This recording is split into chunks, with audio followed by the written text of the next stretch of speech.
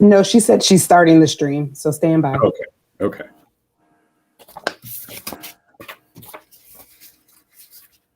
Okay, we are now live.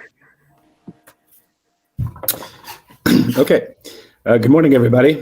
I'm Chair of the Affordable Housing Advisory Committee, Barry Bialik, and I'd like to welcome you all to the February 4th, 2021 Affordable Housing Advisory Committee meeting. We have 11 members on our committee. I'm the chair. Margie is vice chair, and all committee members and staff are participating virtually. We appreciate your patience as we go through committee meetings a little bit differently. We are streaming live on our virtual engagement hub, which is accessible through the virtual engagement hub link on the front page of the city website and also linked on the committee webpage. We also have an option for the public to listen live by phone. For those of you out there with us today, welcome. I'm going to go through a roll call and introduce all the committee members who are participating virtually. If you could please, when I call your name, unmute your microphone, just say a quick hello. And we also have one new member joining. Committee members, as I call your name, yep, just please say quick hello. So let's see. I think Scott's not here yet. Dewana? I'm here. Paul Heathman? Good morning, everyone. I'm here. Brian Methvin? Good morning. Joe Eckelheimer? Good morning. Nice to see everyone. Yeah, welcome. Amber Banks? Good morning. Margie? Good morning. Happy Thursday. Andy Barnett? Good morning, everyone. I think, is Scott here yet or not here yet? Scott Adams?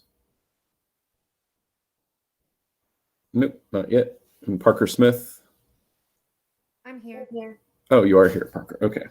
Parker's here. And then Scott, I just called your name. I just saw you popped on. Just say a quick hello. Oops. Good morning. This is Scott Adams, urban planner with Land of Sky Regional Council. And we have our newest member, Babs Phillip. Babs, if you want to say just quick hello and just tell us a little bit about yourself.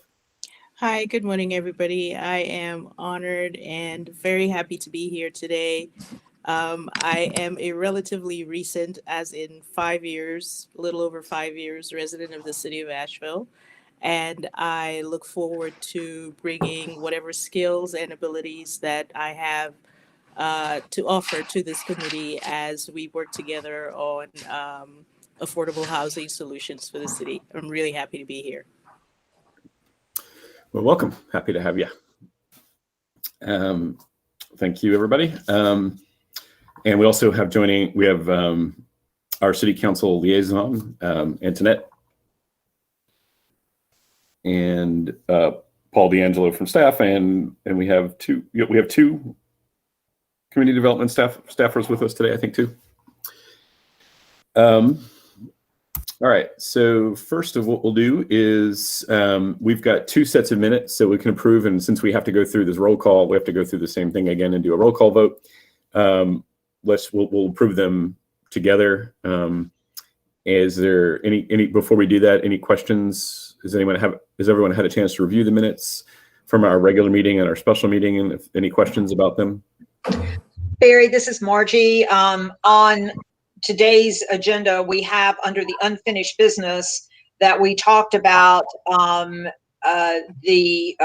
a new member but increasing meeting time. And I went back and looked at all of our discussions from the January meeting. We did not talk about increasing meeting time at that time. So I think we need to adjust that particular item on the minutes. Okay. We can do that for the next. So can we do that for the next meeting? So I mean, for this current agenda, then, so what we want to do is move move in our current agenda, I guess, the discussion about adding members and increasing the meeting time to new business instead of unfinished. Right. Okay. Yeah. And this is Scott. I'll just make one very quick note on the meeting minutes from the last regular meeting. There was a note in there that I guess under public comment that I'd mentioned that Asheville's UDO has, I guess the statement was that Asheville's UDO has coverage for SROs, single room occupancies and boarding houses. I guess I was asking that or referring that somebody look at that. I don't know right offhand if the UDO actually has definitions and regulations for those. Just clarifying. Okay. Thanks. Mhm. All right. I'm going to make if there's no other questions, I'm going to make a motion to approve the special minutes from the meeting of January 13th and our regular meeting from January. Have a second on that? Second. A second. Second from Scott. Okay, I'm going to do a quick roll call again. Duana? Aye. Paul? Brian? Yes. Joe? Aye. Amber? Aye. Margie? Aye. Parker? Aye. Andy? Aye. And Babs? Aye. Thank you. Next, we have our community development updates. Always thank community development staff so much for preparing these ahead of time. It makes some fun read ahead of the meetings, and it helps the discussions go faster. Anything in particular you want to point out on a poll before we ask members if they have any questions? No, I'm Paul D'Angelo here with the Community Development Division at the City of Asheville. Thanks so much, Barry. Happy to answer any questions for anybody. I did briefly want to recognize Christina Harris and Angelica Driver for all the help they do in putting these meetings together. Christina Harris, as you know, is our CD coordinator, Community Development Coordinator. And Angelica Driver, who said hi earlier, she is our new Community and Economic Development administrative assistant for the department and doing a great job, and so happy to have her. So Angelica, if you want to say hi, and she's also helping to run these meetings. There she is. Thank you, Paul. Appreciate it. Mhm. Nice to meet you all. And with that, I'm happy to answer any questions. Paul, I have a question. I know you explained to us maybe last month how you're putting these together immediately prior to the HCD meetings, if I'm not mistaken. So when we're getting them, there's been a little bit of a time lapse since this one is dated January 19th. I'd just like to ask if there is anything that has changed in the meantime from what's included here, any more recent updates that you share those with us. Not in particular, and thanks for that, Joe. We do these once a month. They, as you can imagine, take a little bit of time. We try to average the data of the delay, so it's usually anywhere between 2.5 weeks to 3 weeks behind. So it's never too far off the mark with just that small period, but nothing major that has changed. I have to say that the second attachment that I think is new this month is our CDBG COVID story, with the funds we're receiving from COVID, how those are being spent. I have made additions to that, not as related to us as much, but the funding that the county has recently received from the stimulus package that was passed in December of 2020. So you'll see more of that. It's still very new. A lot of stuff hasn't been figured out, but that's about the biggest thing that I think is new there, Joe. Okay, well, and I appreciate it, and along with Barry and I'm sure everyone else, acknowledge the time and effort that you guys are putting into compiling all this information for us, and it's much appreciated. It's so much better than back when I first started on the committee and we didn't have anything like this. So y'all are doing a great job. Well, thanks, Joe. And I know it's a heavy read there, but perfect night table reading. And hopefully the CDBG COVID can be somewhat of a resource guide. I know a lot of folks have put a resource guide out there. The COVID dollar is coming to our area. It is a changing story on a daily, weekly basis. So we're doing our best to keep up with it, but hopefully it can also be seen as a resource. And as a friendly reminder, those are not only posted on our website after HCD meetings, but also shared out with our community development listserv. So feel free to sign up for that at any time. I have a couple of questions. Can you just because I saw that it in the I forgot what I said. Oh, I think in the Affordable Housing Council retreat, I saw that there was the discussion an update about the city-owned parcels. Can you just, and I don't see that on our update, can you just share that process, the city-owned parcels that was put out to RFP, the small ones, just share what's happened with that? Those have been awarded? Sure. As of right now, the 3 winners were announced at last week's Affordable Housing Work Session for the 3 parcels, but then now the negotiations start with those 3 developers, or 2, I have to remember there.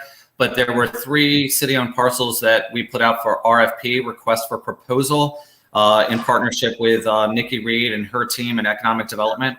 So those follow-up meetings, I believe, happen next week, which are our first meetings with those developers. Okay. And Can you remind us of the location of those 3 properties? Sure. And Angelica, if you don't mind, I'm going to lean on you for that with the 3 lots, if you can. Sure, Paul. One lot is located near the intersection of Kentucky Drive and Stewart Street in West Asheville. Another one is located on Lefty Avenue, also in West Asheville. And the last is on West Chestnut Street in Montford. Okay. Thank you. Small question, I'm sorry. Are any of these locations around urban renewal? And I believe that's a no, correct, Angelica? These are not urban renewal or redlined properties. That's correct. Okay. Yeah, I think the Kentucky one is that one close to Pisgah View, right? That's it's like an old school property or something. Correct. It's the former site of the Eugene Rankin School. Okay. Any other questions on those? I had just a quick comment, or if I could do a quick screen share. Paul, you and I briefly discussed, or I brought it up before, but there's one property that's not on that list. It's 11 Collier Avenue. Could I do a quick screen share? You're muted, Paul. Whoops, Christine, I'm not sure of the protocol. Can we do that with a team member sharing a screen? Not to be Mr. Protocol, but just with that, whatever, with the rules. Yes, this is Christina here. We can do that screen share from a board member. So Scott, please proceed. Okay. So it's just to quickly highlight. Let's see, can everyone see my screen? No. Hold on. Not yet, Scott, but I know you're working on it.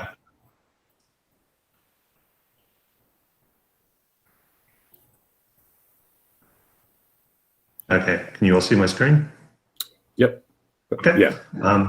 This is just a very quick timeline overview of 11 Collier Avenue. It was originally planned to be 54 units of 80% AMI affordable housing.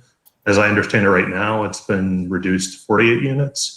And just wanted to quickly highlight just a timeline of the project. Started at pre-app, May of 2019. The South Slope Neighborhood Association, which is SNA, has an active opposition against the project. It was approved for Luigi in June of this past summer, and the developer has given the South Slope Neighborhood Association the option to buy the property with a deadline of September 2021.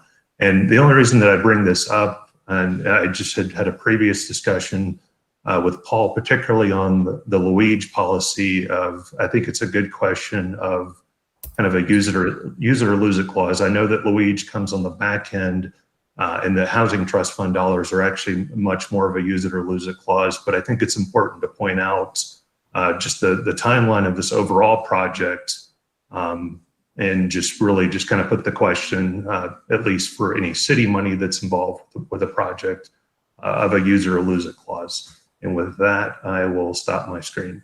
Okay, thanks.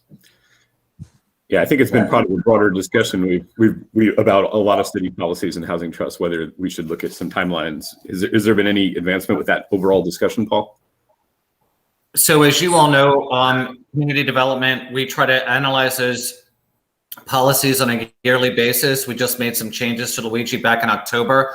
The Housing Trust Fund is the one that we're kind of, is a little bit of a harder grasp at the moment, but we're working on it. We have not, for the Housing Trust Fund policy, we have notated that we feel with that money, there should be some type of timeline on a use it or lose it so that it doesn't hold up funds. The land use incentive grant, outside of Scott bringing this up, we haven't really thought about it since it's no real hold on funding. And of course, but we can consider it if y'all want us to at the next round.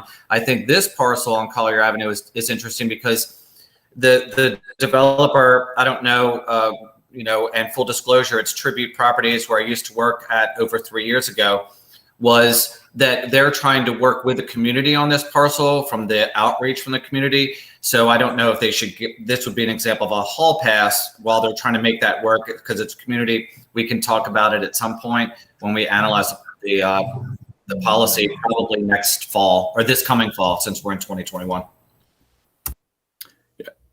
Yeah, I'd say in the development world, it is with the mandatory neighborhood meetings. It's common then for their projects to get delayed when there's discussion about making sure that things are compatible. So it's not just with Luigi. I've seen it every development. Sure. I think the larger issue is that the neighborhood wants no housing at all, and they want to buy the property rather than working with the developer for some kind of compromise. Yeah. Any other questions or comments on that?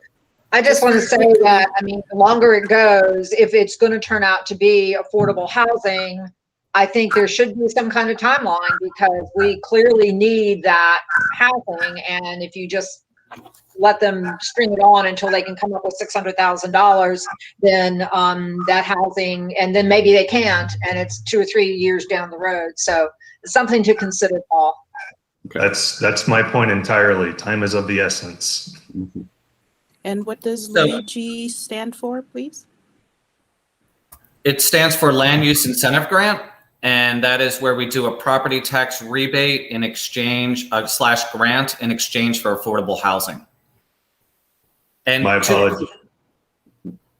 Babs.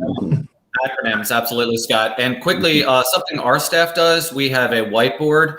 Well, we did when we were in the office, but now we all have pads of paper. But we make notes throughout the year about suggested policy changes. So when it comes up, we don't forget. Not to give you all work to do, but feel free to do that as well and keep these on a list somewhere so we don't forget. I've made a note of it, but where this pad of paper ends up in 6 months, we'll see. But please, any help with that, we greatly appreciate it.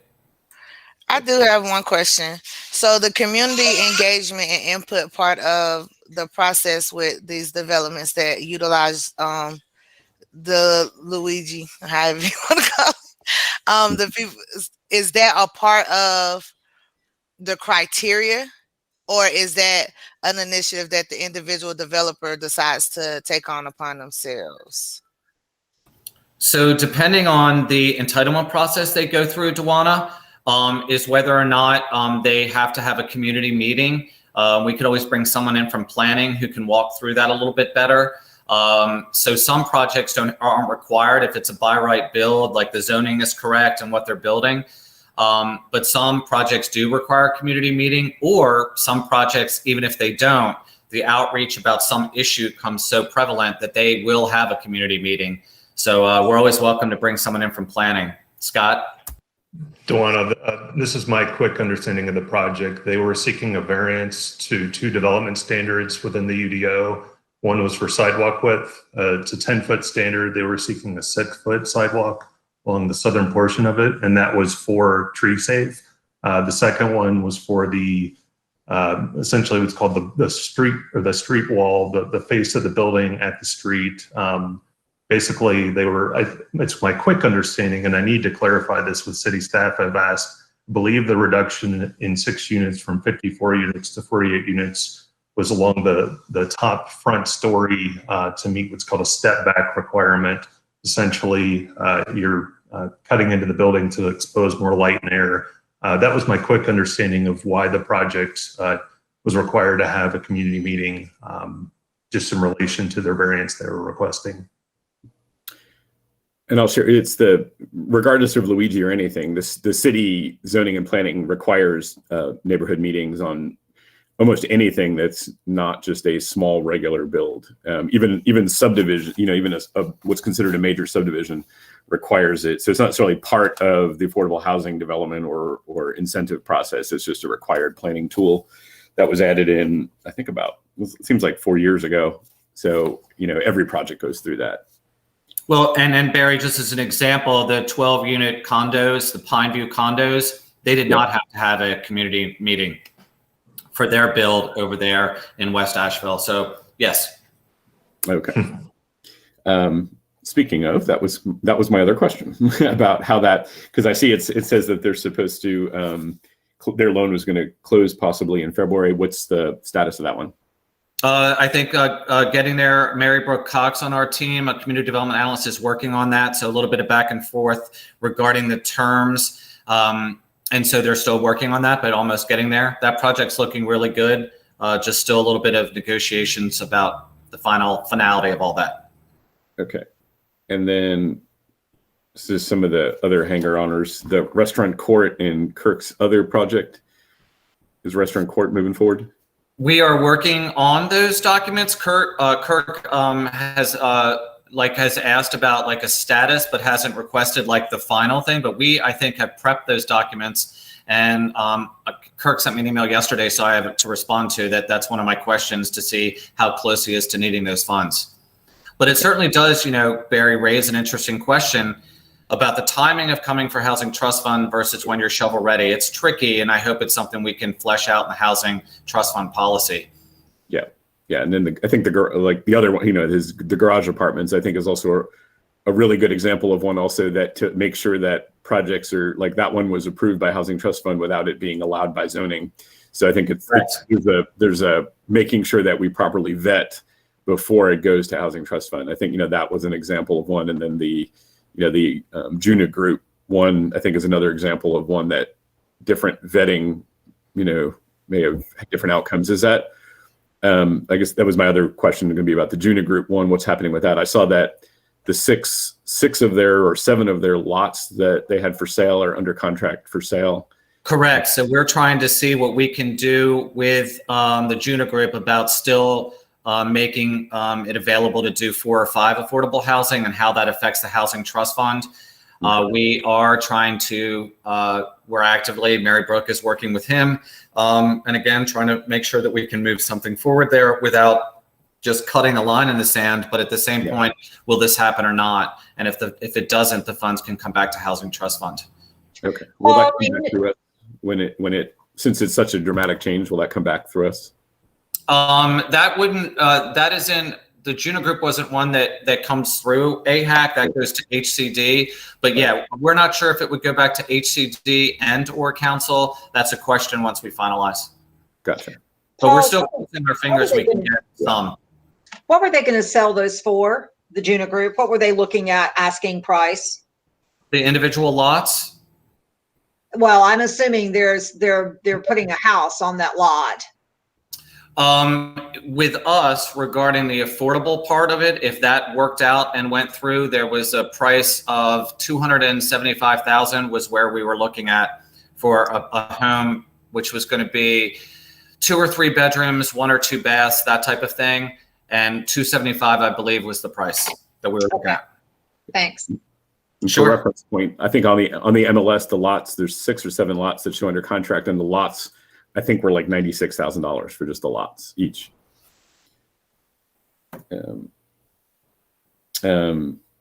Okay, I think that's all the questions I had. Does anyone else have any questions on any of the community development updates? Barry, I have a quick question for Paul. Paul, I noticed that the opening sentence under Cedar Hill remains unchanged, despite the fact that this project's taken on a whole different life of its own. And I wondered if that was just sort of a carryover, as you're adding to the report over the months, or will the work that was done around that master plan somehow inform the work that's going on with the purpose-built communities, community engagement process? Or, I mean, how did those, is that just a holdover, that discussion about the 239 housing units and the master planning process that was done 3+ years ago? Yeah. So as you know, with that parcel, sure, Andy, as you know, with that parcel, there was, I think, something done maybe 5 or 6 years ago regarding some work with that consultant gentleman who's, I'm going to blank on his name at the moment. And then about 2.5 years ago, we did some additional work around there. Now that as we talked about at the work session last week, which will be a link when we update these, we'll put a link in there for that work session last Tuesday with council. With this new 60-acre redevelopment, we're trying to make sure that the work that was done is still going to be a part of the overall work out there. As you can imagine, the players at the table right now, as it's in its very, very infancy, still on home plate, the focus is, of course, with what the Housing Authority is trying to do with rebuilding Deaverview, but then there's this larger 60 acres to consider. The documents that were done 2 times, apparently, with that parcel are a part of the documents that have moved forward. So I've kept that on there for right now because we want to make sure that that work that was done and valued in the community remains in the larger discussion as we eventually start to leave the gate on that project. All right, thank you. All right. I think that's about the land. That was my only questions. When is the new HUD standards come out for income levels and for house pricing? And did we adopt last year's ever? So the HUD figures usually come out in April or May for the latest years. It'll be the 2021 area median incomes. So that'll be April or May of this year. I don't know if there's going to be any delays with COVID. Okay. Regarding the 2020 AMIs from last year, which came out in April, May, during the beginning seasons of COVID, we did not adopt those new figures, which saw a pretty dramatic increase in the area median income.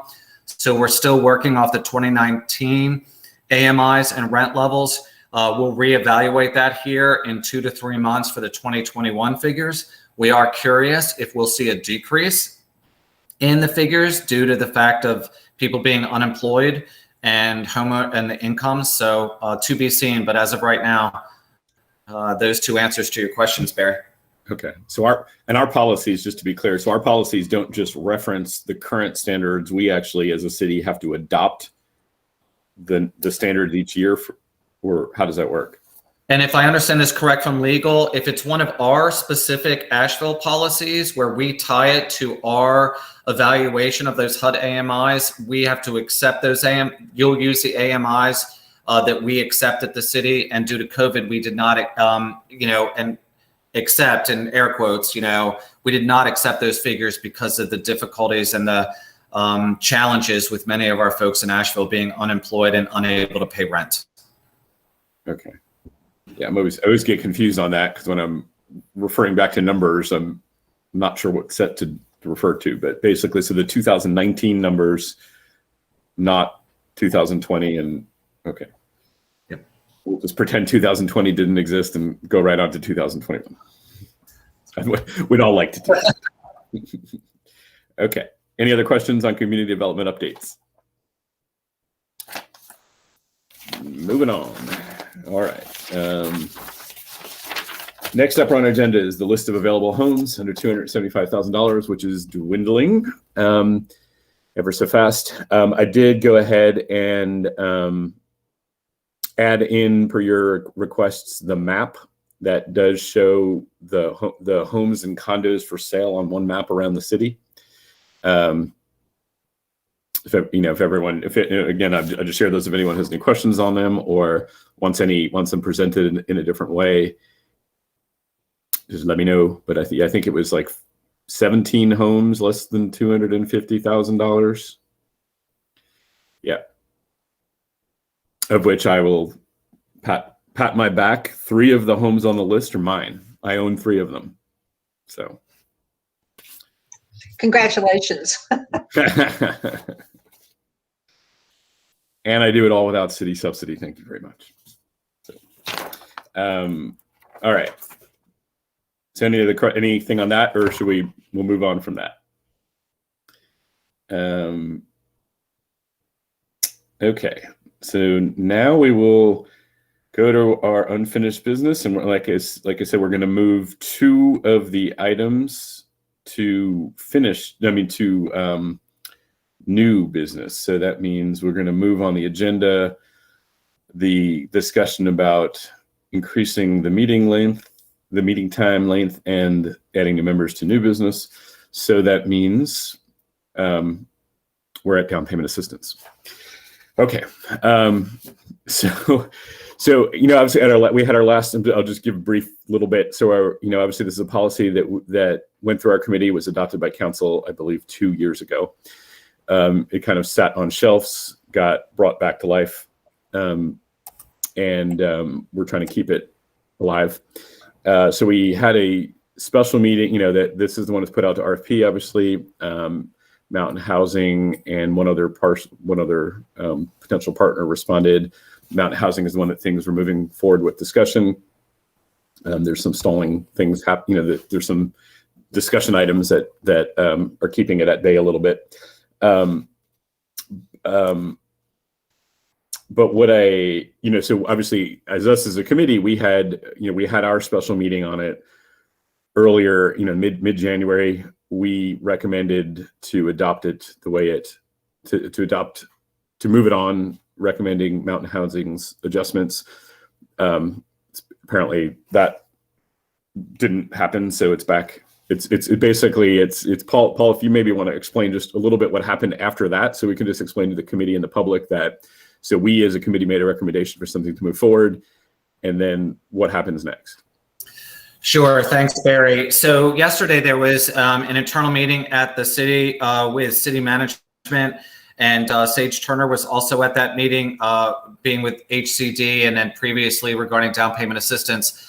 And so it was decided there that, with this policy that was adopted 2 years ago, and now it being 2 years later, and a discussion that some city priorities and goals have changed since then, that maybe it was a good idea to take a pause and take a look at the policy itself to see if there were some changes that should be made to better reflect recent council goals, recent discussions that have happened in the community about what folks are looking for with affordable housing.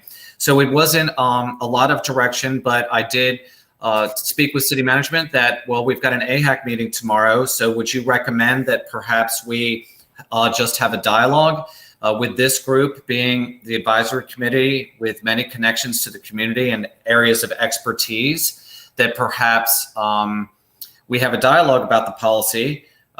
We have Christina, I believe, added the policy to the materials. And if we can always send that out quickly to this group, or talk about it, let everyone look at it and bring it back next month.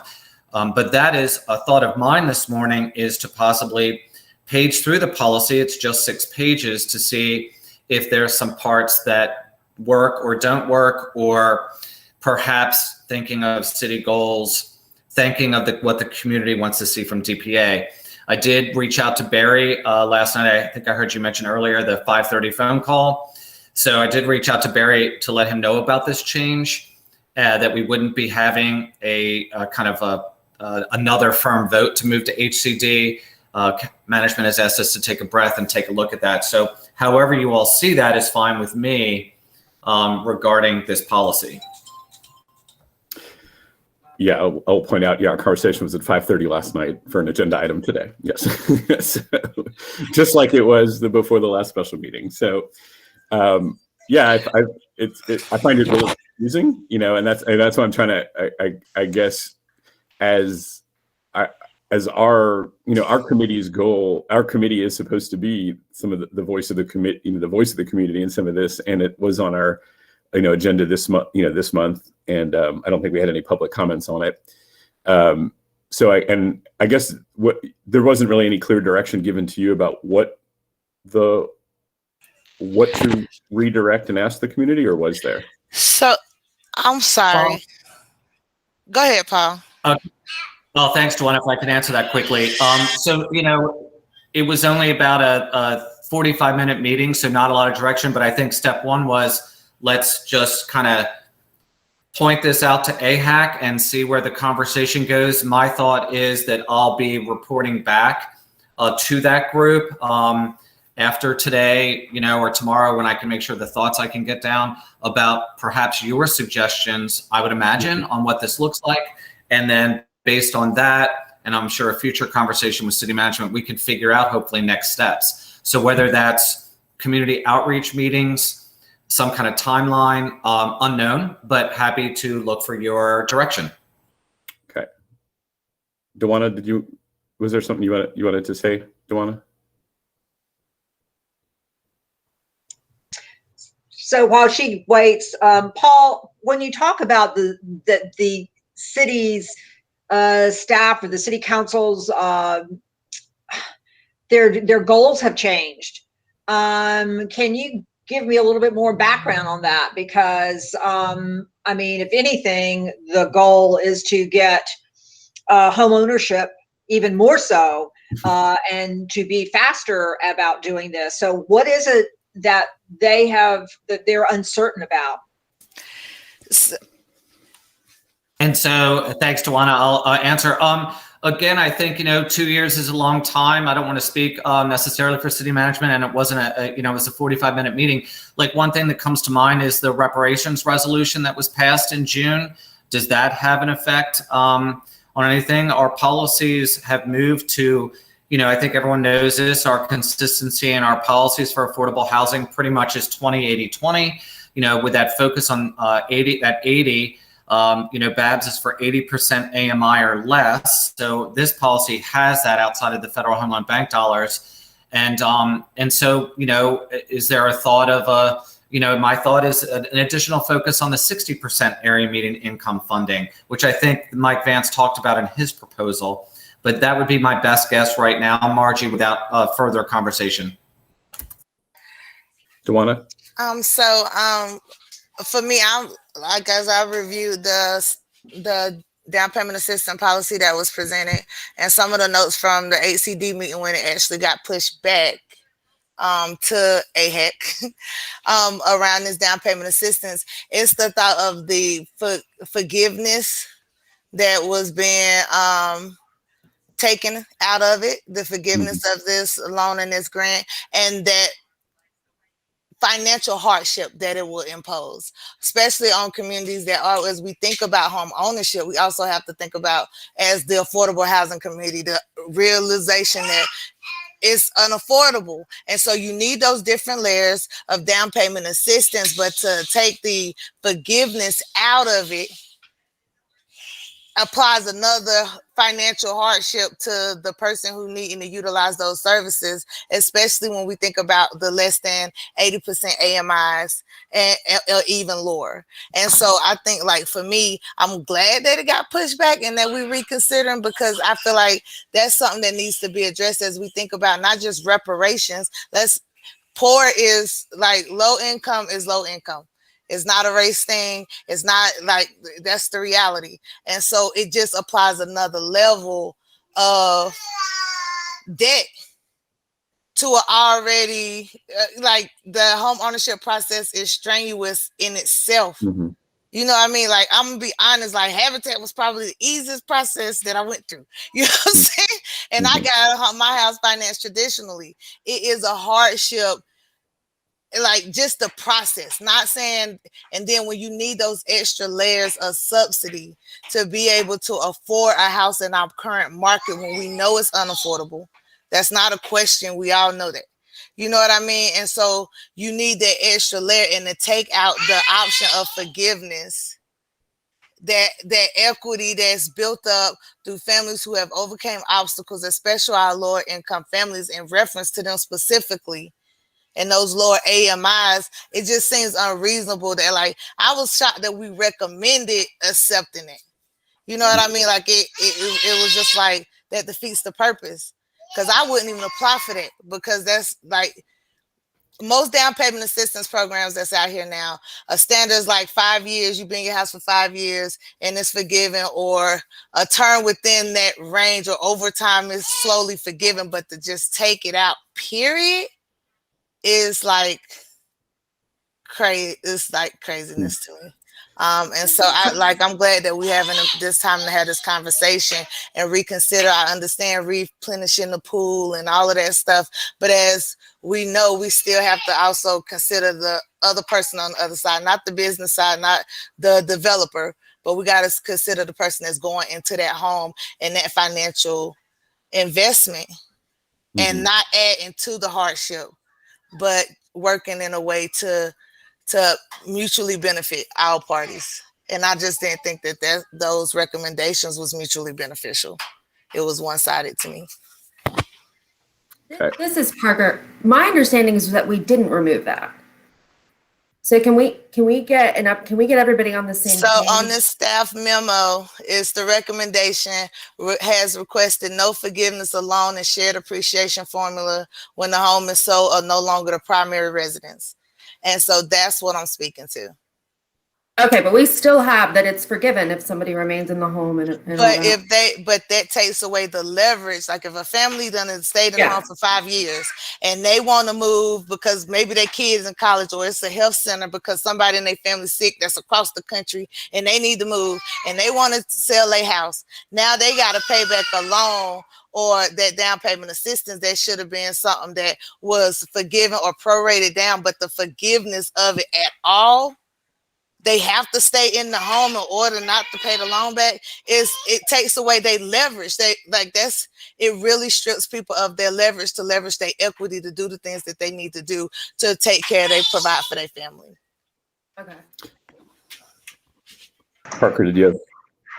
No, I thought we did have some, and I apologize. We've talked about this so many times that I apologize if I'm not clear on where things ended up. But I thought that we did have some sort of formula for where if somebody did move a portion, they didn't have to pay everything back. I thought there was some sort of appreciation value formula that we had, but I don't. I think what happened. That's not the case anymore. I'm not. Yeah, I think that's really the sticky wicket in this whole conversation. I'd say is that's how the policy was written. The policy was written with a forgiveness it doesn't align with how any other down payment assistance programs work. So, and specifically the NCHFA, the North Carolina Housing Finance Agency, which has the one that partners with all the banks, that one does not have a forgiveness. It's more of it's a no payment. That it only becomes due, upon sale. But that's where the whole sticking point I think has come in, is that the Mountain Housing, we had 2 requests for our RFP. One wasn't, I guess, a qualified. So Mountain Housing, their request to administer it was to not have it forgiven, was to have it as a more like the NCHFA's one, which is it's a no payment. It's a no payment shared appreciation loan model, and the reasoning, one of the main reasons that came up from that is that it aligns, it aligns with how the other programs are. So then it layers with how other banks are without having to design a whole new program. And that it allows, if it's considered a loan and not a grant, it's treated differently and can be leveraged. It can be leveraged to get more money for the fund. So that's kind of where this came back from. So it was brought up by Mountain Housing to not have that, to have it that it only has to get paid when the property transfers. But I think that's the biggest sticking point. And I think that's kind of one of the the bigger. I just keep trying to zoom out and trying to bring this discussion back. Is our goal to get? What is our primary goal? And is the primary goal to get housing, to create affordable housing that we can get people in now, or is a house a future bank account? Because I think what is our primary goal? Because we may not be able to accomplish both with this policy, or we may need to just kind of get it moved and then we can always make adjustments to it. But I feel like that's the biggest sticking point. And I think if the one partner, and it's, a partner, it's a relationship. And if a partner's coming to the table and like, I can only do it if this, and that's your only partner, there's some compromise that we're trying to reach on, or else we have to go back to square one. So I think that's part of the big conversation we have to recommend is like, what is the goal? Is the goal, and maybe one thought I was like, what if we focus the entire policy or get it adopted for only 60% AMI? What if we, the way the policy was originally the first year was going to be dedicated, half the funds set aside for that. But what if we can, get this moved and its focus is just on 60% AMI? And we look at upping the numbers so it's more realistic. I think the comparison chart instead of 40,000, I mean, it'd probably be more like 50 or 60,000. But what if we just take the policy and we recommend that we just focus it on 60% AMI for the first year only? We always have the opportunity to adjust it, and we up the amount to what the calculators show it needs to be, which is probably about $60,000. But I think if we get, I think the conversation about forgiveness versus whether it's a loan is kind of a semantic. I mean, I understand it's, it's definitely the sticking point, but it's not a loan with a payment. It's not something that needs to get paid until the house transfers. But I do think there is a question of fairness, though. If someone needs to leave their home after 5 or 10 years, many of the homes that are on the list that we've been circulating are not in good condition. They need tremendous amounts of rehab work.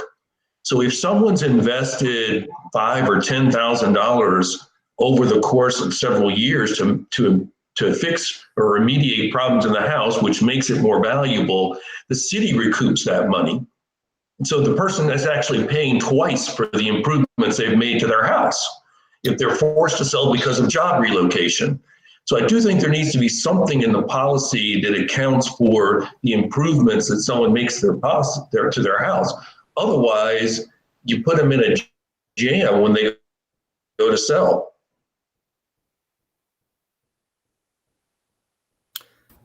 Just a quick clarification there, Brian. Are you talking about people buying houses that aren't quite ready to move in and the fixes they have to do just to make it live in, or just the general improvements people may make over time? Well, could be either one. As long as if someone's buying a house that's in need of repairs, because of how competitive this market is, they're not likely to, a lot of these houses, I went out and looked at some of the ones last month that were on Barry's for sale list, and look from the outside, a lot of them look like they needed a substantial amount of work.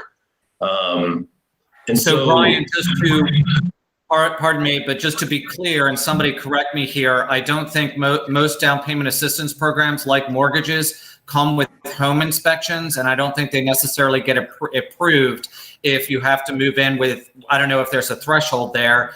Paul, you've got your hand up, but if someone wants to make that clear, that would be great. Yeah, I can speak to that. Certainly, a home in these situations would have to be, all the systems of the house would need to be functional.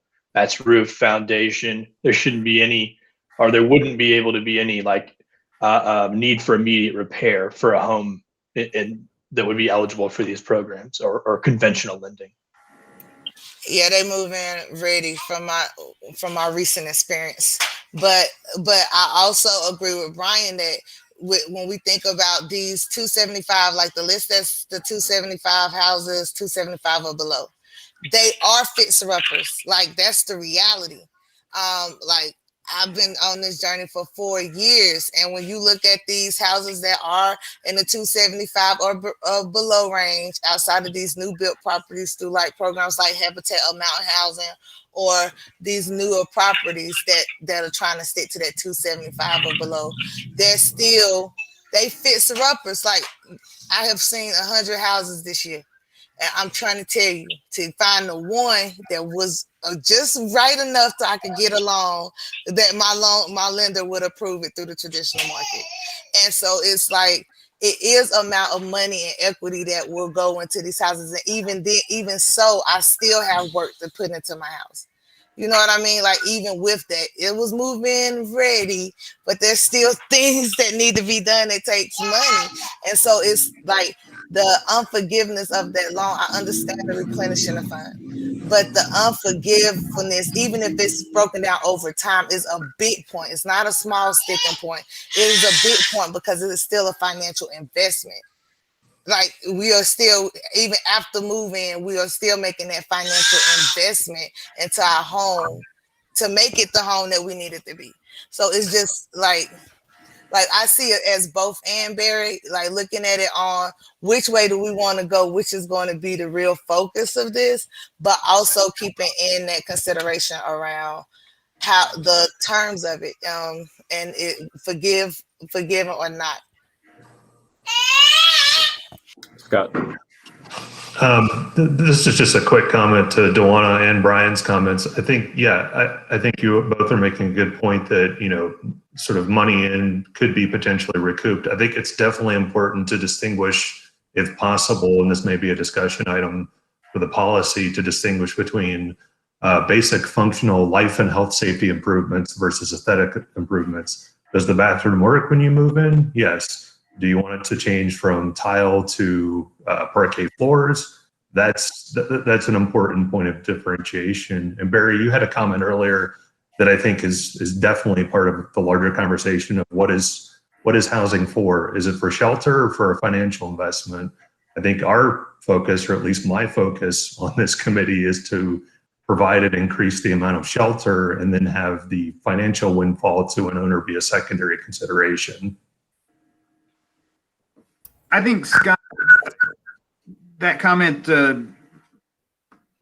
probably hits the nail on the head for why senior staff at the city and council members might have wanted us to think about this in light of shifting policy goals at the city is that very conversation, right? Every homeownership program exists on a spectrum of two policy goals. One is the provision of housing and one is the access to wealth creation, right? So that's why we want to support homeownership to some degree, is that it provides housing and the opportunity to build wealth. I think what we're hearing, what Paul may have been hearing in that 45 minutes yesterday, is there may be some movement within city policymakers on that continuum more in the direction of wealth building. And that's certainly what Dewana's bringing up today is, you know, how much of that act of the buyer's equity should they be able to expect to have at the end of this program? So are we, you know, is down payment assistance primarily about getting people into housing in the most efficient way possible? You know, if it's just about access to housing, it should be a rental voucher. You know, if it's about, because that's the housing that that's the housing where you have zero access to wealth creation, right? We have decided that we're going to do something in the homeownership space, which means that as a city and as a committee representing our neighbors in the city of Asheville, we need to decide where on the continuum is the right place to be in terms of the expectation of wealth creation and asset building. You know, and there's ways to get to some of this, I think, in a compromise kind of setting. Part of it is just about the lien position of this down payment assistance loan, right? That's going to guarantee that if there aren't proceeds from the sale adequate for the city to recover that down payment assistance loan, then the homeowner's not gonna be on the hook for it. I mean, there's some things like that kind of get built into this. I think the 4 provisions that were in the original policy about transfer, permitted transfer, transfer by gift or inheritance, transfer of title due to the borrower's death, to a joint tenant, transfer of the title to the borrower's spouses through divorce, transfer of title interest through as a result of marriage. Like, some of those things probably need to remain, if we do decide to go to, to remove the forgiveness provision, some of those conditions of transfer probably do need to continue to remain in the policy so that we're not burdening someone's, future heirs or surviving spouse with a debt, right? But so there are two things. There's a few places where we can thread this needle a little bit, but I do think the bigger question is, when we think about making an investment in home ownership, how much of that investment should be, tied to wealth creation. Sure. And it's a great conversation. Unfortunately, I have to run right now. I gave Barry the heads up earlier, so we'll continue the conversation. Talk to you guys soon. Okay, Margie, you had a comment? Yeah, I just wanted people to think about, when we were talking about putting an emphasis on 60% AMI, I mean, Buncombe County's average wage is not like, it's not like Raleigh or Wake County. So 80% AMI is still in the very low $30,000 range. And I feel like those people, I understand, but it's 80% AMI or below. I hesitate to say that we should focus just on 60% or below, because there's a whole lot of folks in that lower 30 range that truly deserve an opportunity to have a house also. So I know that we're trying to figure out how to work this out, but if we had a higher average median income for this county, it might be different, but we don't. And I think it's trying to be fair to all those folks that the 80% or below still includes all the 60 or the 40 or the 30. It's just that I don't think you should discount that. I think 60% from the chart, I believe, Paul, it's like 33 to 43,000. So I think 60% tops at like 43,000.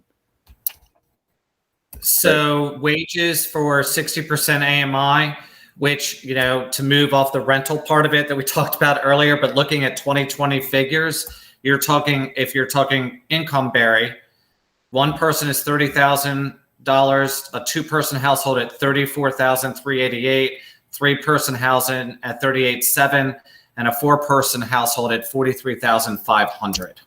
Okay. Which is, probably that's a good swath of wages. And, it's like our income is it's on two sides here. It's like that's a common wage here. And then there's, the higher wages that throw, but our average median income, I think, is what, 72 something thousand.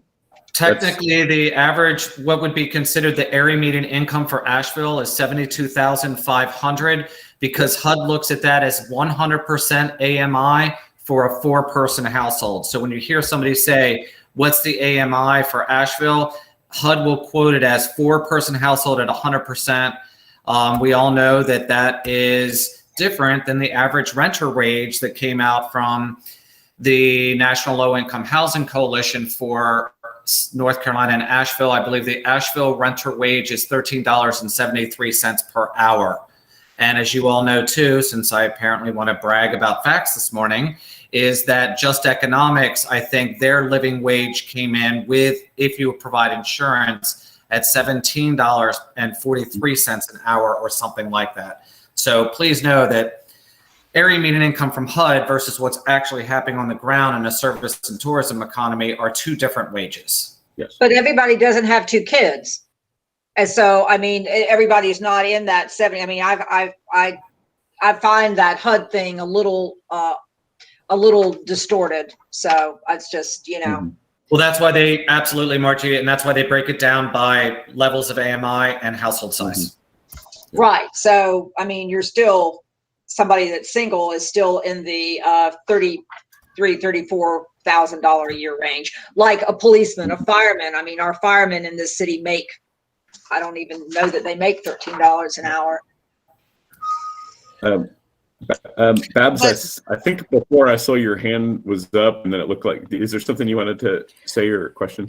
Yeah, I had a question about the term of the down payment assistance loan. Someone had mentioned that traditionally what we see is 5 to 10 years. And so per the city's policy, what is that term?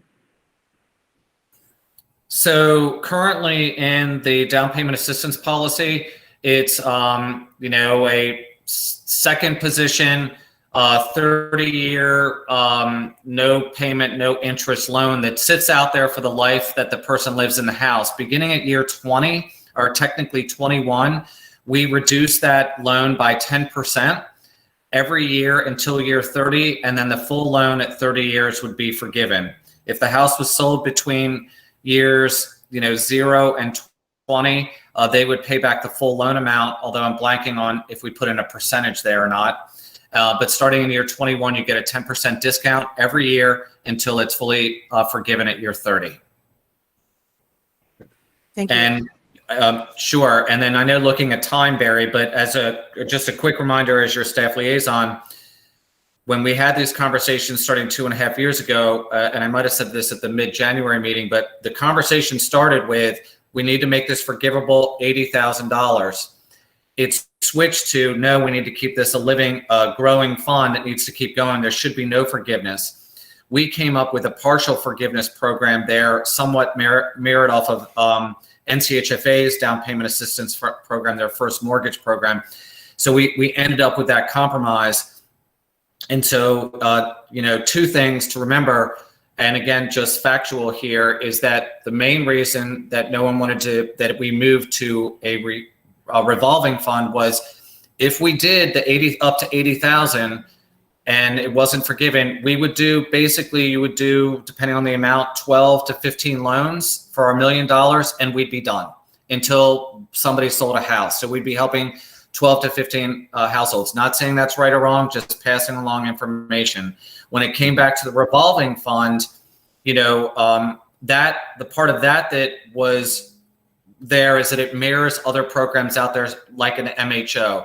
We ended up with that compromise.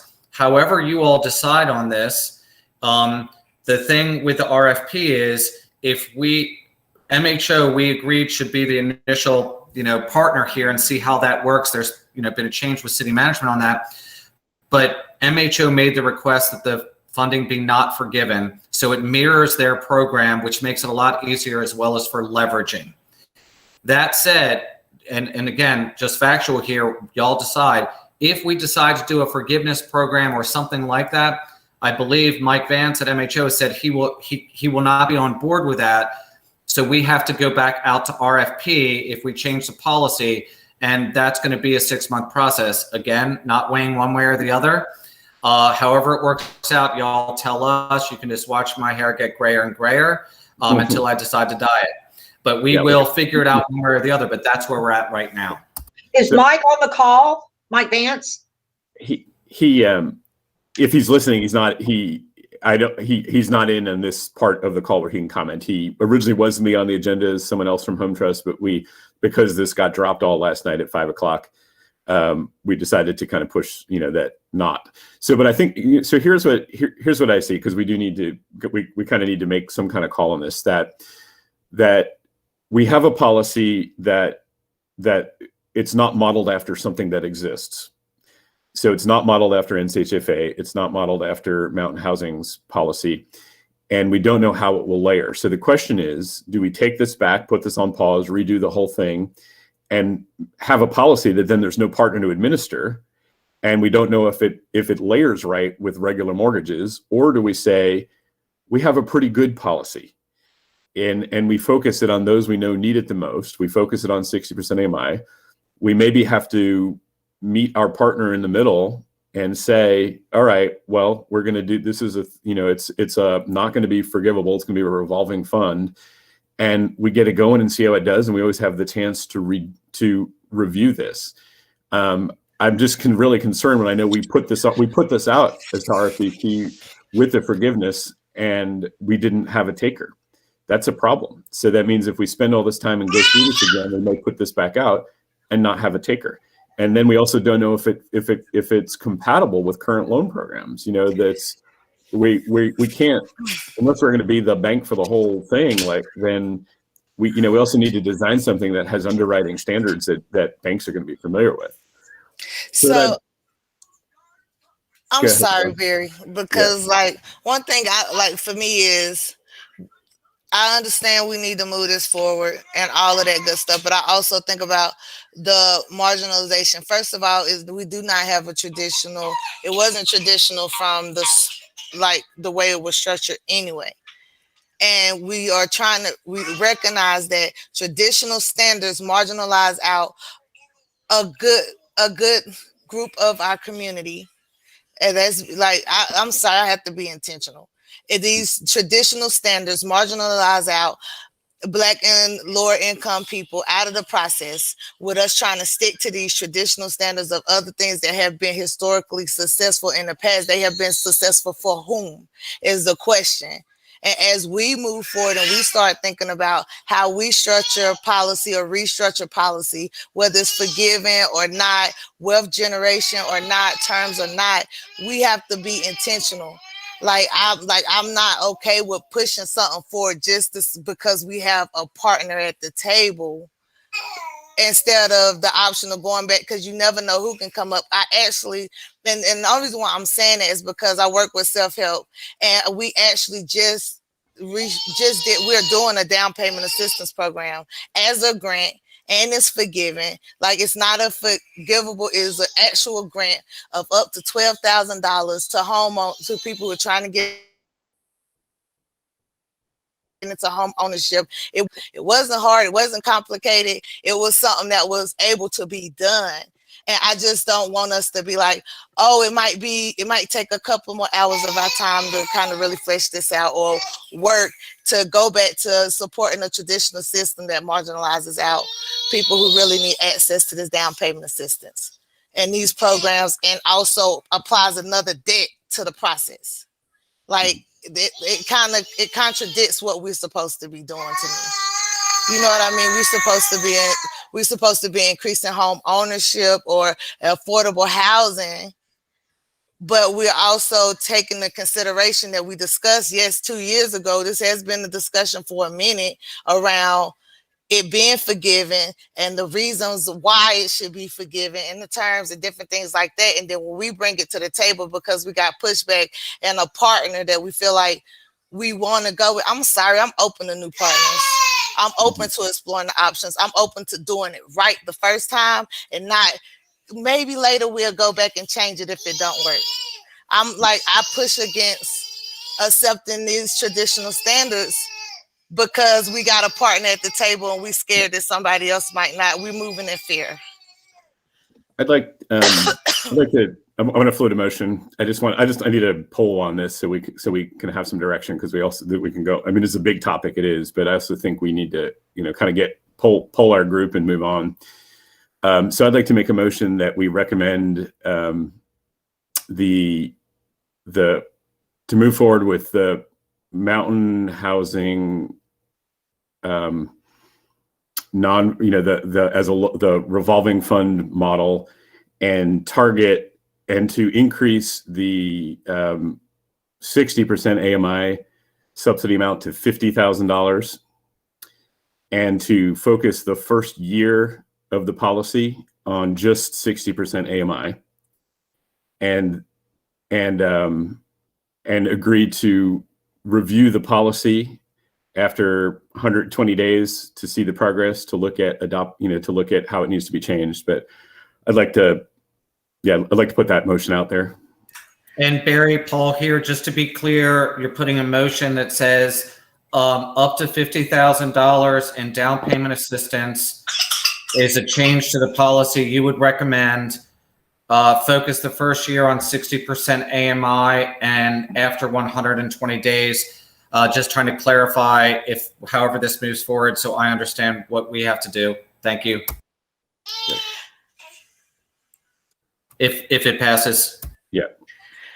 Do I vote? The 50%, the $50,000 increase, did we discuss that?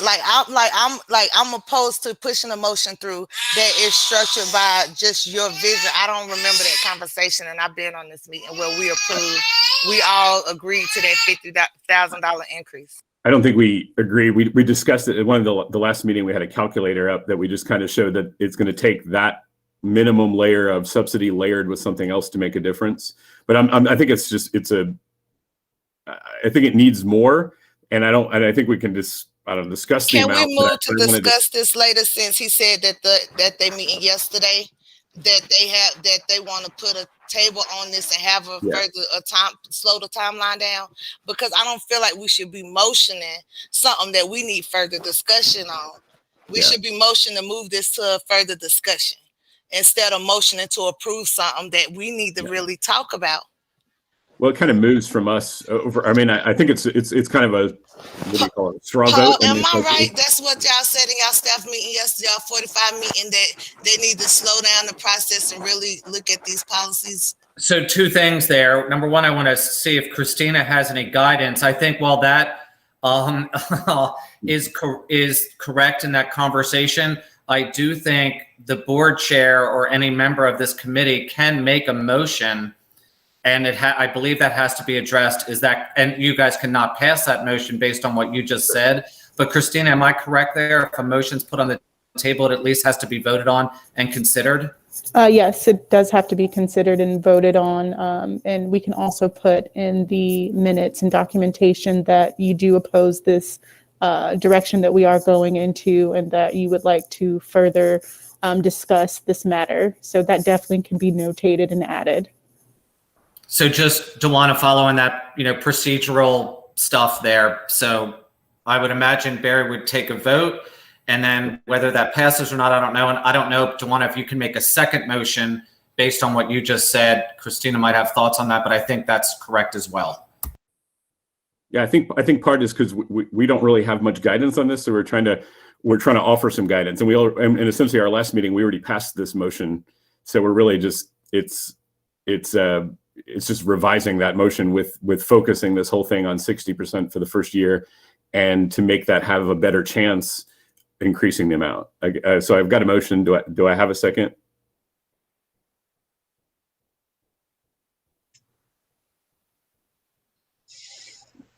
Looks like not. So okay.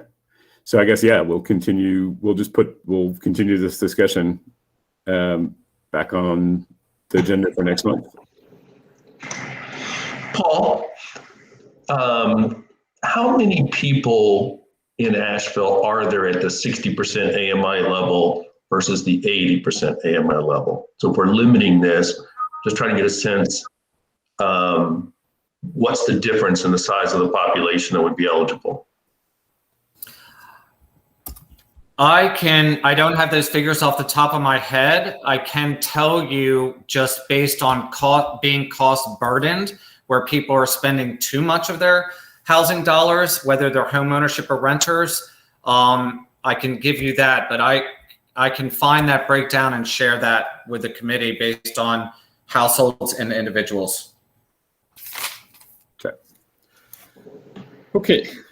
So we'll put this back, I guess, and maybe over the next month we can get a little better guidance and direction from city staff as to what we want to review. So then we can, and I guess we'll be able to send it back on their agenda next month.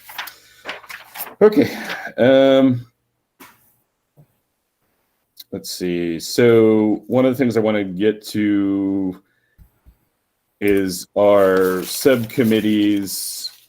So we talked about the last meeting, we talked about kind of 3 different subcommittees. One we're calling them land, build, and then connect, meaning kind of land is the specific things to look at in the UDO and the development process that we could create a subcommittee, which then allows us to bring other members of the public in on a subcommittee. So it can be any number of our committee members could join a subcommittee, but then it also allows us to open up to other members of the public we can bring in. So we talked about kind of why I'd suggested kind of one for land about specifically development and UDO changes for the development, one for build, which means kind of the actual construction process and how that can streamline and again work within the city departments for that, and then the connect, meaning the connecting with the people who need it the most to make sure we kind of have a pipeline and do outreach, and then connecting with the community and then the lenders that are needed to make this happen. I guess one question I'd like to ask, it's and in those subcommittees, what we can do, example on the you know, on a land committee, that means any one of our committee members can be on it. And then we can also ask engineers or other members from the public to be on those committees who have specialties that can help us find the challenges to help to adjust. Build, we can involve kind of the Asheville Home Builders Association or other groups or other builders in the building process for how to streamline that to make things more affordable. And then the connect is really, you know, public outreach, lender outreach, and all the things that you know our reach is limited in a once a month meeting. The question is whether we need the three or whether the land and the build can be together as one, just for efficiency. Does anyone have any thoughts on those committees and which ones you would be interested in being part of? Paul? Barry, can I make a suggestion? If you don't mind, if you wanted to put together a down payment assistance working group that could maybe be prioritized over this next month from a staff perspective, I think that would make sense for you all to have those difficult conversations and maybe put focus. But that's just a staff suggestion. Okay. Yeah. I have to leave, and I would definitely be interested in being in a part of that committee. But if y'all if it's other members who want to be a part of these other committees, y'all are free to let me know, and I can definitely sign on to a committee that I feel like my talents fit for. Okay, cool. Barry, it's Margie. I'd like to do the build. I'd be glad to be on the build committee. Okay. And Scott has told me he'd want to be on the land committee. Margie, Bill, do you want to connect? Barry, I'd like to be on the Connect committee. Okay.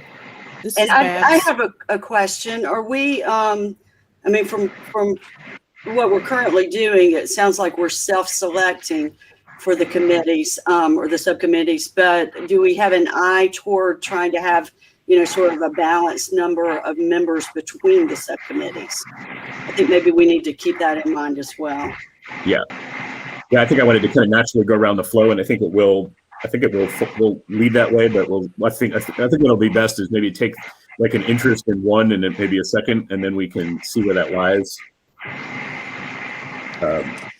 I would like to be on the Connect, or if it's otherwise called down payment assistance. That is where my interest lies at the moment. Excuse me. I just wanted to add in regards to subcommittee meetings that everything needs to comply with the NC open meeting laws, and that, you know, if these work groups do come about, they should be.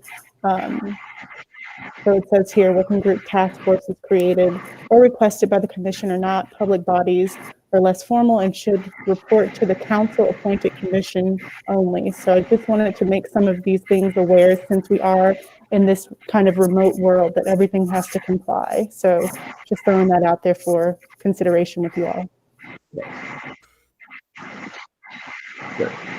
I mean, Andy. Barry, this is. Go ahead. Barry, this is Brian. I'm interested in the land committee, subcommittee. Okay. Andy? I'd like to hear just a little bit more about what Christina had just brought up, and just exactly how these committees need to function, what their limitations are going to be, what's involved in complying with that open meetings rule. And if we're, you had mentioned that we could engage, you know, people on these subcommittees outside of the commission members. Do we, you know, what are the limitations around that? It feels like that may get us foul of the open meetings rule. I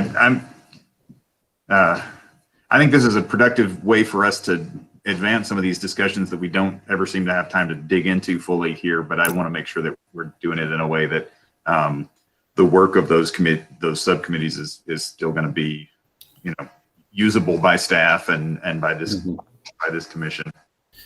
And quickly, Paul here. Andy, appreciate that. Just FYI, we just got this notice about subcommittees, I think, earlier this week. So Christina, thanks so much for the clarification. Yeah, and We'll definitely review some of this. Sorry, don't mean to interrupt. We'll definitely be reviewing this and share with you all so that you will have this information and kind of be able to refer back and forth from. But, you know, there are some things here that, you know, we just want to throw out there and make sure that you're aware of it. So just stand by and we'll get some more of that information to you. And then we can also, of course, discuss as well. So Yeah, I think what we'll do if is you guys we'll have get, any questions, let me know. Mhm. I think we'll clarify throughout the month now that we know, like we have to establish it, what we need to do. And I think there are some guidelines based on how many committee members are on it, what different standards needs to follow. So I think what we'll do is once we get kind of the leanings of where people want to go and how many members on each, then we can clarify, because it may be few members are on one committee that follows different standards. But I think we'll follow up this next month. I just wanted to it's something we've talked about. I think we need to move forward to divide and conquer with this. So I just wanted to kind of get where everyone's leaning so we can design these committees. Okay. Andy? When we get that information, can we get, I know on the Homeless Initiative Advisory Committee, we ran into this issue with subcommittees and we ended up with advisory committees or something, and there was some distinction. So can we get information on whether maybe the advisory, I can't remember what they call it over on HIAC, but Okay.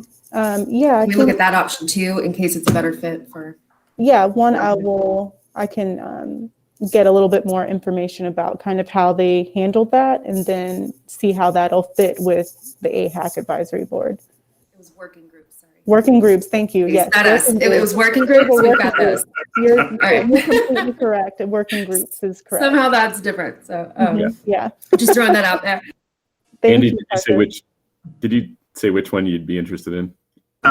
Which two? My first choice, Barry, my first choice would be the Connect group, and second would be Build. And I'm happy to, if we carve out down payment assistance as a separate thing, I'm happy to work on that too. Okay. Parker, did you say? My preference would probably be Connect. It will depend on how much of a commitment these things end up taking, to be honest. Okay. Yeah. Is Amber still here? Amber? Yeah, the DPA. Okay. All right. Same for me, Barry. Okay.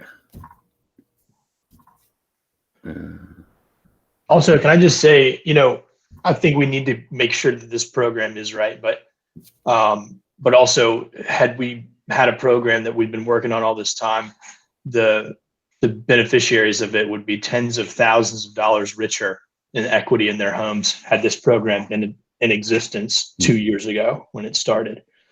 So we are losing something by allowing time to pass. So let's get it right, but let's get it right sooner than later for everyone. Yeah, cool. All right, well, cool. Thanks all on that. Yeah, we'll work on some of the formalities of what we need to do and get kind of the rules in place so we can move forward. But I just think, I'm finding with our meetings, there's so much we're trying to do, and the virtual world is so difficult that I think we really need to divide and conquer this. And some of them, like that Connect committee, may be a lot larger and may have to follow different rules, but that's fine. All right. Moving on. Affordable housing street sheet. There's a note about updates in the 211.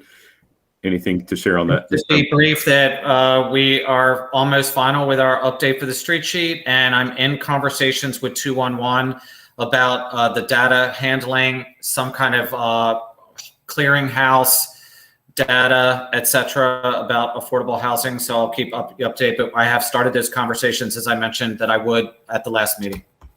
Okay. The bit about the challenges in code, we're going to tackle that in kind of our subcommittee approach. We are being asked. There's an open space amendment task force that we've been asked to, I think, have 2 members join. Is there anyone who has interest? It was in our package of documents about an open space wording amendment task force. Is there anyone on the committee that would like to volunteer to be part of that task force? I'll volunteer to be part of it. Okay, thanks, Margie, appreciate it. And Scott has indicated he would be willing unless there was someone else. Okay, Appreciate that. I'll get with Todd on that. Moving on then is, I think for time, Paul, or what are your thoughts on, I know we have Ben Wright on the agenda. Do we want to, you're muted. Paul, you're muted. I think with limited time here, Barry, we can go ahead and move things to next month. Quickly to Brian Medvin's question, the data, HUD, et cetera, our Bowen report doesn't, between household size and everything else, breaking everything down between 60 and 50% AMI. But my best guess would be that right now, 48% of the households are below 50,000. And then based on the region where about 40% on average are below $40,000 per year. So I'm striking a mark here that's not clear, but I would say about 40 to 45% of our folks are under 60% AMI households, and about 55% under 80%. So please know that's a very rough estimate because they don't break out the numbers like that, but that sounds about right. Okay. Looking at 2 data sets, Brian. Yeah, thank you. Okay. I think that reinforces Barry's point about making sense to, if we're going to use these funds to really address some level of people who can't afford housing otherwise, this program would be best targeted at 60% AMI to start with. Thanks. Okay, let's see. So move on. I think that wraps up at least what we can have time to discuss for unfinished business this time. We're going to move on to new business. Some of the 2 things that I want to bring up first are about expanding our board seats by 2.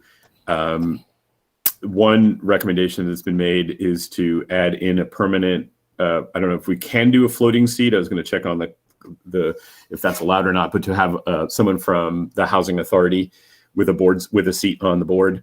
And that means we have to add, as Paul pointed out to me, we can't add just 1, we have to add 2 for voting purposes. One of the other recommendations was from the Board of Realtors Lot Star, but I don't know if that's, now that, Babs is a realtor, Babs can join the the Lot Star Affordable Housing Committee. And I think you said you'd be willing to do that, Babs? Yes, I am willing to do that. So that may take care of that, but that means we do have, if we do add on one seat, we have to add on another seat. So do we have any specific, especially any kind of specific seats that we would want to direct that towards, that we can recommend adding? We could just open up 2 seats. One is a Housing Authority seat, and then one is just another seat for the public, for any member that meets our guidelines. Or do we want it targeted towards anything specific? Andy? Barry, is that Housing Authority seat geared toward Housing Authority staff, or is it geared toward, say, the Housing Authority Residents Council? I think that's meant for staff. And Barry, just a 2-minute warning. I apologize. I don't know if the system cuts us off right away, but 2-minute warning. Okay. Wow. Okay. I guess if you want to get a vote on moving to 2-hour meetings. Yeah. You might want to do that. That was the other portion about moving our, the other big thing about moving us to 2-hour meetings. I guess let's get that out of the way. Is everyone okay moving? We were at 2-hour meetings before COVID, just through virtual. We've been 1.5. Is everyone okay with 2-hour meetings? Yes. Okay. Yes. Do we need an actual vote on that, Paul, or is this good? If everyone could say yay and nay. Yay. Yay. Yay. Yay. Okay. Any nays? Going once, twice, 3 times. That's quicker since we might get cut off on YouTube. Yeah. So I'll talk to Christina if we have to revote on that. Otherwise, we'll move forward.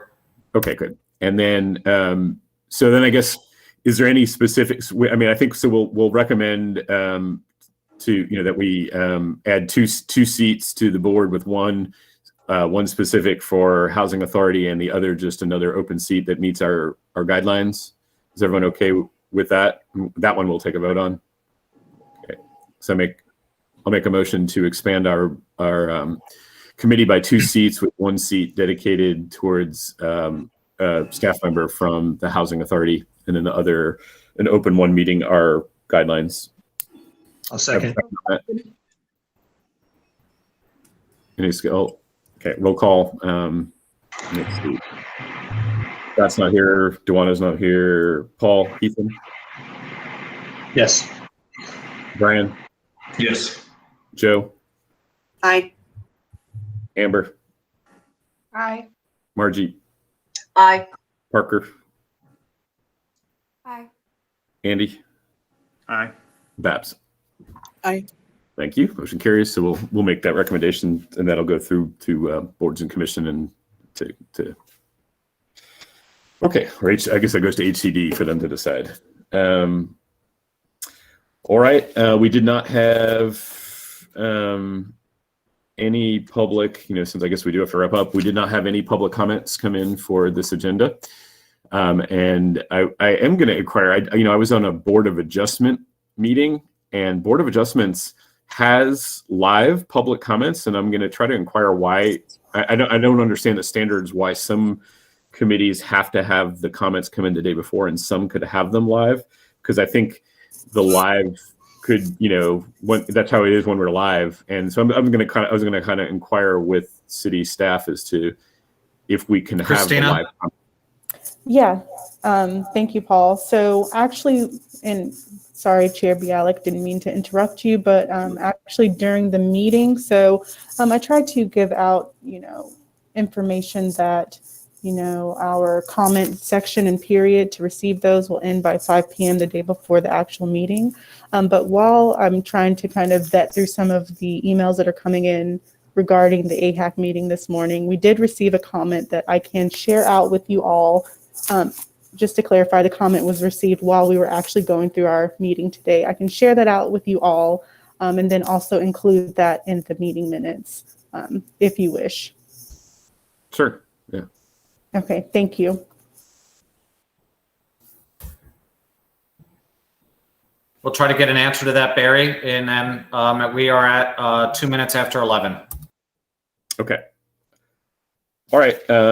Yeah, I guess we'll help having a 2-hour meeting next time, and then we'll try to, over the next month, try to get a little bit more direction of what staff's looking for with the DPA, so we can have a targeted conversation on that, and maybe that will also then be a good task, this subcommittee, so it can, since it could have took up the whole meeting as it almost did.